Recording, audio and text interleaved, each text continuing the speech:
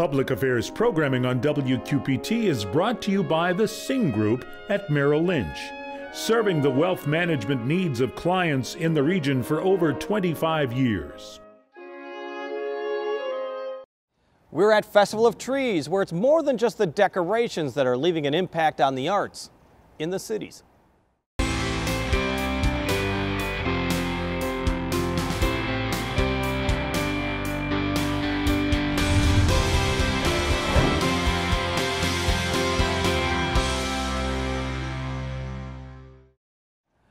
Welcome to the River Center in downtown Davenport. 2017 Festival of Trees, 650 designers have helped transform this entire building into something very special, something that will jingle all the way. That is the theme this year, and we can tell you that throughout the River Center, the main hall is filled with trees, wreaths, baskets, and entire rooms that will delight young children and people of all ages. But it's more than colored lights and decorations. This holiday festival is a major fundraiser for Quad City Arts. And joining me, that is the Chief Executive Officer of Quad City Arts, Carmen Darland. Hello. How are you? I'm great, Jim. Thanks for being here. And the jingle all the way, it just occurs to me, has another meaning, that the funds raised through the next 10 days go all the way through the year. That's what right. I was sitting there thinking. Also, the trees are green and you got a lot of gold ornaments. A little green and gold goes all the way too. Well put. Well, tell me a little bit about Festival of Trees. I mean, we have been doing this for what, more than 40 years? Not quite. This is our 32nd. Oh my gosh, I'm way off on that. No. 25 years for the parade. Yes. 32 years, and that is a testament to the Quad City support of the arts. It is. Well, Festival of Trees was created to fund the Visiting Artist Series, which at that time would bring one or two distinguished performing arts groups to town to educate students. And the people who were touched by it said, this is too good not to grow. So they literally invented Festival of Trees after seeing a few around the country, and launched the first one in 1986. We were across the street in the first building of the River Center. And we've been around 32 years, and every year it grows. We have more designers, more volunteers. Profits are always a little bit better every year.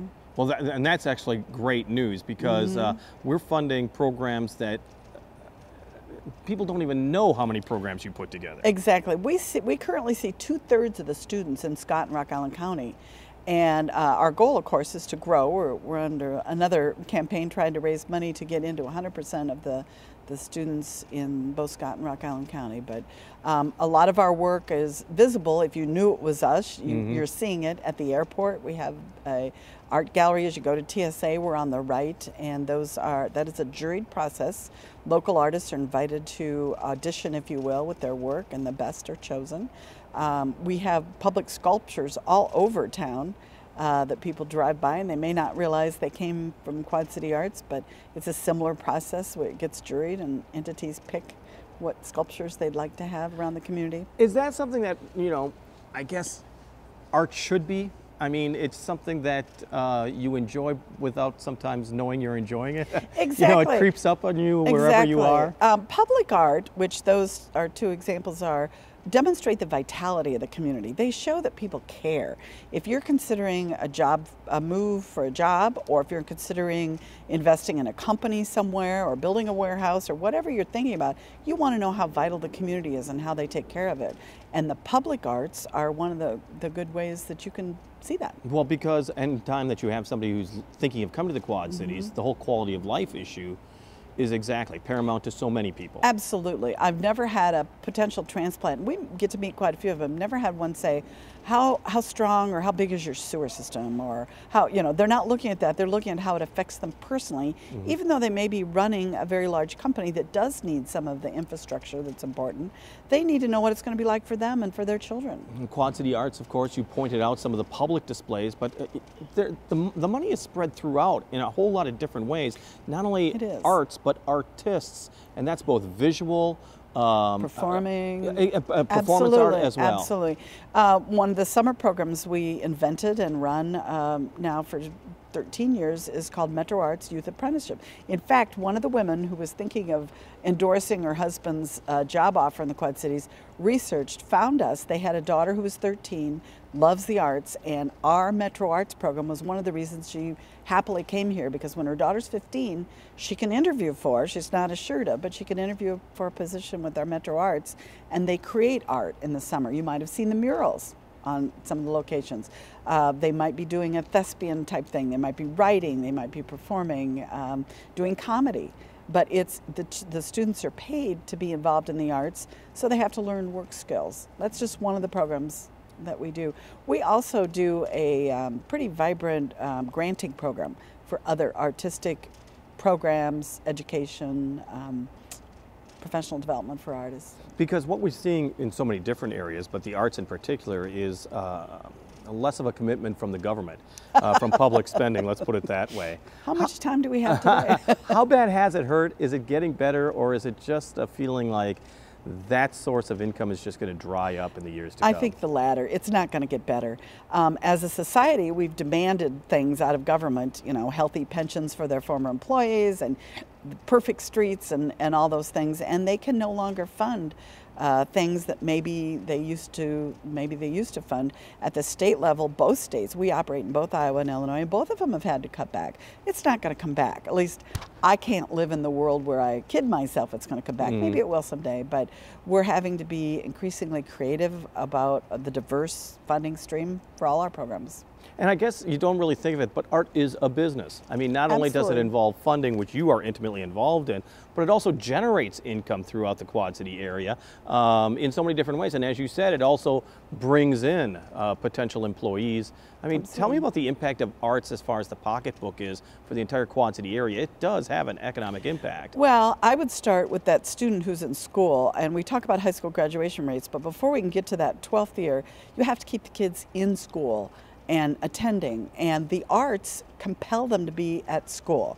They may not be the outgoing kid who wants to be in, you know, a cheerleader or something real noticeable, right, but they like to create. But let's be honest, if it's not the real outgoing child, that's the perfect child to reach. Exactly. It's proven that if they are involved in the arts, they are 10 times more likely to graduate from high school. You want them to graduate because then they can get a job. If they, without a high school degree, they can't get a job. It teaches the more advanced students, it teaches them problem solving, it teaches them collaboration, because most of arts are involved with someone else, either performing together or creating together. It seeps into a lot of aspects that people might not have thought about. And some people might not have thought of Christmas as being an artistic period of time, but tell me a little bit about the Festival of Trees. I mean, these are some designs, some very These great are artists. Creative. They are. And it is beautiful today, but the last couple weeks we've been setting up and it's been chaotic, and these people are so creative, but they're so dedicated. They pay for all the things they're going to put on their tree or in their room, and many of them have ideas in mind for years to come. So they're artists. You know, in fact, this is judged. Yesterday we had judges go through, and there are ribbons on for different categories: first-time designer and experienced designer, youthful designer. So it is neat to see, and it's neat to see the people involved. Carmen Darlin, who is the Chief Executive Officer of Quad City Arts, thank you so much for joining us. Thank you for being here. Have a wonderful Festival of Trees. And appreciate it. Up next, a tall tree in the atrium is where something really special comes alive for the children in the cities, and later letting some school children take over a Quad City museum. But first, let's find out what's going on throughout the region. If you want to go out and about, here's Laura Adams. This is Out and About for November 20th through 26th. Hi, I'm Laura Adams. Experience the magic of Festival of Trees through November 26th, or join Frozen Landing Family Ice Rink holding their season opening and tree lighting ceremony November 22nd at 5. The rink will officially open to the public immediately following the ceremony. Enjoy historic buildings beautifully decorated at the Walnut Grove Pioneer Village Christmas Walk from 2 to 4 on November 26th.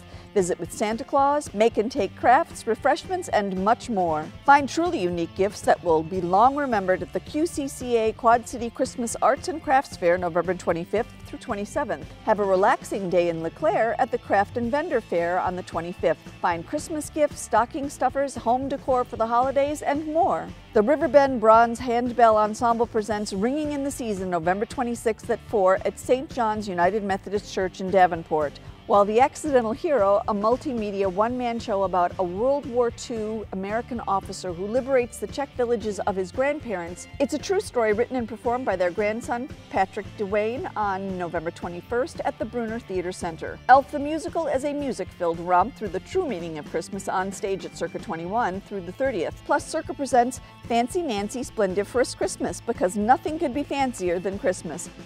For more information, visit wqpt.org. Thank you, Laura. Well, let's take a look at a tree that is packed with toys. These toys aren't under the tree, but actually on it.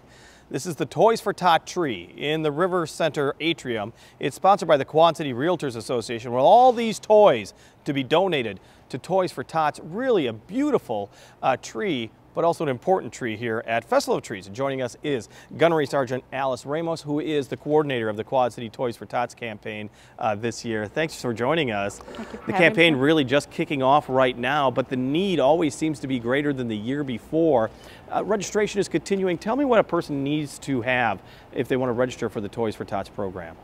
In order to register for the Toys for Tots program, we ask that the individual would bring a government ID, such as a state ID, driver's license. We also ask that they bring the children's birth certificate and a proof of home address, such as a phone bill, a utility bill. And if it's a foster parent or guardian, we ask that they bring proof of custody. Now, you've been involved in this not only here in the Quad Cities, but in other areas for a number of years. Are you surprised always by the need or by the amount of people that really want these toys? I mean, it never seems to be that you're looking for people that need the donations. Yes, it depends, year by year, it varies, but yes, the need still continues to grow. And we're very fortunate that we're very supported by the Quad Cities on the program, and that we're able to supply those needs for the community. Now, you have donation boxes throughout. I mean, it's hard to find any business that doesn't have one. Have you noticed an uptick as far as the businesses are concerned? Do you see more people hoping to get involved? Yes, this year we've had a great increase in sponsors and supporters. I think we're at 300 plus boxes that we've already delivered this year. Well, and each year when you get the collection of toys, I'd assume that you get a lot of toys for a certain age group, because it always seems that towards the end of the drive, you're looking for anything for very young children or for the older children. Is that the case usually? Yes, that doesn't seem to change much. I think it's so much easier to buy toys for a certain age group, and we forget about the younger and the older kids. So we're always looking for toys for the ages 10 to 12, boys and girls, and also for the young kids. Now, oftentimes you see, as a matter of fact, at the tree in front of the atrium here at the River Center, you see bicycles as well. Those you treat a little differently, right? Yes, we do, because you cannot give a bicycle to a family that has more than one sibling. Obviously, that would cause a little bit of trouble. And so who do the bikes generally go to? We try to donate the bicycles for families that only have one child. Again, to try not to cause any, commotion in the family. We don't want the child to feel that one received more than the other. Yeah, that's really important. Try to be equal, yes. Tell me a little bit about the fact that you don't necessarily always want toys. Money can really help out, because when you come towards the end of the campaign, the more money you get, you can buy and fill in those holes for the age groups and the certain toys that you want to be able to get. Absolutely. So monetary donations are always greatly appreciated, and that enables us to cover those areas that were not covered through the donations via toys that we received that year. And once again, the place for pickup and for registration has changed. It is very much on the southwest side of Rock Island. It is in the 7900 block of 42nd Street West. Okay, that's not real easy, but it's in the industrial park that's just to the west of Andalusia Road and Centennial Expressway. Sometimes it's hard to find, but I mean, this has been a good location. And as you said, once again, it's a nice donation from somebody in the Quad Cities to make sure that you had a home this year. Yes, absolutely. And hopefully it'll be easy to find. It's close to where it was last year, so that hopefully will make it easy for the families that need to register. And yes, we are very grateful for the company that donated that space. It's a very nice warehouse, and it has met our needs. And once again, I mean, when you do come to pick up the toys, if you have registered for Toys for Tots, you don't have to rush and be the first one, first served. They're already, packed away for you, and you just come with your identification anytime during that day. Absolutely. It doesn't matter if you come the first day or the last day. The bags have already been packed. It's specifically for this family, the number of children, so you still will receive the same toys. So no need to come on the first day. You still will receive the same ones on the last day. Gunnery Sergeant Alice Ramos, thank you so much for joining us. Toys for Tots once again going on right now. Festival of Trees is also into recycling. Take a look at this. This is what's called Reclaimed Christmas, a display featuring recycled materials. It's sponsored by the city of Bettendorf. It shows you don't have to spend a lot of money when it comes to Christmas designs. This designer is Lisa Weimer and Tracy Gowdy. It is once again Reclaimed Christmas. Well, the best part of the holidays may actually be the music, of course, and Danica Holmes actually took us into a special place for Christmas with her incredible voice when she performed at a beautiful house a few years ago. She's performing for us right now. It's called Lucky for Me.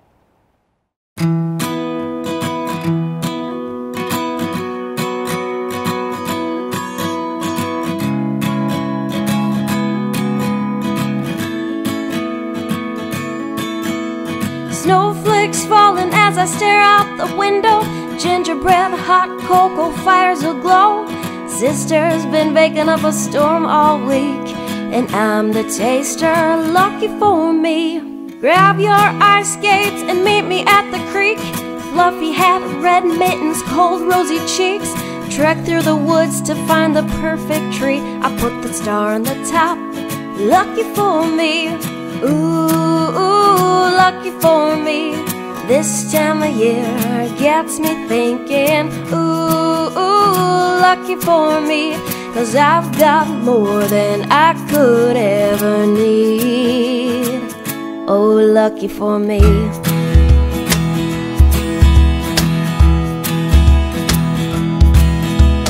Come Christmas Eve, we'll cram into the church bench. Silent night, holy night, oh, holy night. Trying not to giggle at the lady out of key, sitting right behind me. Lucky for me. Later on, I'll end up out at Grandma's. Read, yes, Virginia, there is a Santa Claus. Laughing while sharing old Christmas memories. Caught you under mistletoe. Lucky for me. Ooh, ooh, lucky for me. Christmas makes me sentimental. Ooh, ooh, lucky for me. 'Cause I've got more than I could ever need. Oh, lucky for me. Maybe there's not that much underneath the tree this year, but I'm surrounded by love, ooh baby, and it's oh so clear. Lucky, lucky, lucky, lucky me. Ooh, lucky for me. This time of year gets me thinking. Ooh, lucky for me. Christmas makes me sentimental. Ooh, lucky for me. Ooh, lucky for me. Ooh, lucky for me. Ooh, lucky for me.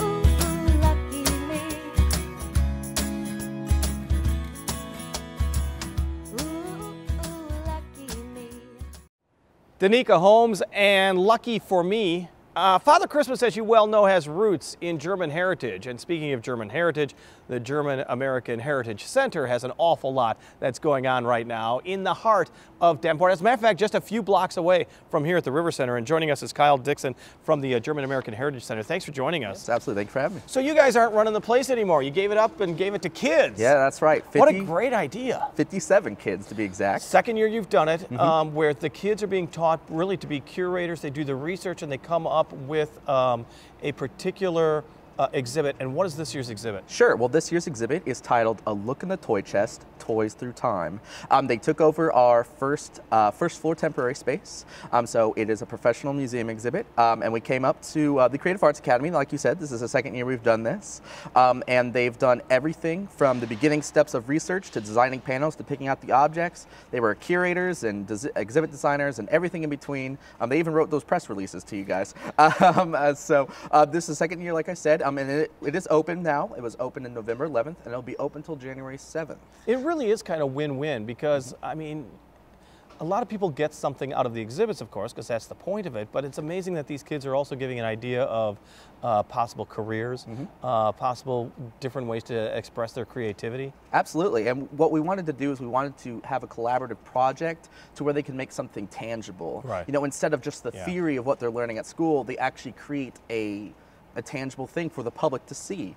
So they put that creativity to the test, and that's why we work with these kids, because they're very creative and they're very intelligent, and sometimes we have to bring them back because they're a little too creative. But you know, we let them kind of have free reign of it, and we just kind of guide them in the right path, and they basically just create this exhibit, and we just nod our heads and make that possible for them. Well, here at the River Center, we look at all the great creations that are going on, and we realize that it took a long time to get this building the way it is. That would be the same for this exhibit too. I mean, when did this all get started with these kids? Right, so we started in about late August. So hard to think about Christmas in late August. Yes, it is, but we started there, and it actually takes a long time for exhibit process. So they started with their teams. They have 5 teams, and each team does something differently. They were doing research and finding objects during that time, and just recently we had our install week, and they all chipped in together, and we have an exhibit right in our center. You got to, I mean, I always think of when kids are looking at stuff at Christmas time, you know, their eyes light up, but they're looking at stuff that they created. I mean, there's got to be an awful lot of pride on that first floor of the German American Heritage Center right now. Oh, I can't imagine. Many of the kids actually came up to me and they were so excited to share some of the toys that they had or some toys that their parents had had. Actually, we had to stop taking toys because we had a little too much. But like I said, it goes through time. So many people can go to the center and see some of their past and what the kids believe to be the toy of the decade during that time. So, you know, we have the kids today and their you know, their perspective of the 80s or the 70s or the 60s, so, and what toys meant to the public then. Christmas time, very special time for the German American Heritage Center. I do know that you have a German Christmas concert that's coming up December 11th, and Christkindlmarkt, which is a craft fair that's coming up on December 16th. Yes. How important is Christmas over at the Heritage Center? I mean, it really does. I mean, it fits perfectly this time of year. Yes, we're really busy during this time of year. And actually, the Christkindlmarkt is actually, this is the first year we've done it. We're basing it off our Ostmark, which is Easter market. And we had good success with that. So we're inviting a bunch of different vendors from across the Quad Cities, be it anything from German chocolates to just crafting. And we're hoping to get, you know, quite a few of a fair going on, you know, like a Christkindlmarkt, like a traditional Christkindlmarkt. So that will take place. This is the first year happening, and as well as the concert. That was actually a surprise from the German consulate in Chicago. The duet, which is a cellist and a pianist, have actually performed in over 60 countries. They're actually internationally renowned in Italy and France. They've won international awards there. So we were lucky enough that they approached us and they said they wanted to have a concert. And the concert is free. However, we do want people to RSVP, and you can go on our website to do that. They have their own special website for that. But we're really excited to have them. They're internationally renowned, and they'll be right here in the Quad Cities. Well, and we really should point out, because I didn't really give the history that well of the German American Heritage Center, the old Standard Hotel, which was really almost the Ellis Island for German immigrants here in Davenport in the Quad City area. It's been renovated over the last 20, 30 years, right at the foot of the Centennial Bridge. And you have programs throughout the year. Yes. I mean, you really do celebrate the German heritage that was helped that helped found the Quad City area. Yes, absolutely. So like you said, we were a hotel for specifically German immigrants since 1870. So we tie that back a lot. And Iowa and the Quad City history owes a lot of itself to immigrant history, especially Germans. Lots of German businesses, lots of German history around us. Many of our constituents and many of our volunteers can trace their lineage way back to the Quad Cities of them coming off the steamboats right off the Mississippi River. So we try to celebrate that a little bit. Like you said, we have programs all year round. They change, you know, depending on our exhibits and what's going on. But Christmas time is always a time to celebrate Christmas, which, like you said, is very German. Kyle Dixon, thanks so much for joining us from the German American Heritage Center. Make sure you get out there as often as possible throughout the year. And just a reminder, the doors to the River Center are staying open for Festival of Trees through Sunday at 4 o'clock. Tickets are $10 for adults, $6 for seniors over 60, $5 for members of the Plus 60 Club, $3 for children between 2 and 10 years old. Festival of Trees coming to a close very soon. We want to make sure that you get to enjoy it while it's still here in the heart of downtown Davenport. On the air, on the radio, on the web, and on your mobile device. Thanks for taking some time to join us as we talk about the issues on the cities.